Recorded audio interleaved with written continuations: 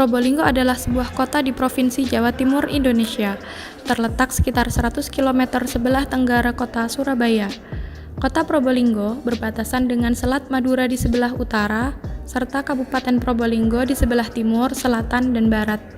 Kota ini terletak di wilayah Tapal Kuda dan menjadi jalur utama pantai utara yang menghubungkan Pulau Jawa dengan Pulau Bali. Probolinggo sendiri memiliki potensi wisata yang cukup beragam, salah satunya adalah pantai. Pantai yang cukup terkenal di kota Probolinggo adalah Pantai BJBR. Pantai BJBR di kota Probolinggo merupakan wisata hutan mangrove yang sangat indah.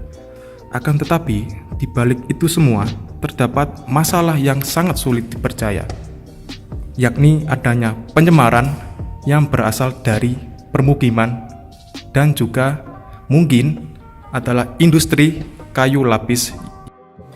Selain masalah pencemaran, juga terdapat banyak sampah.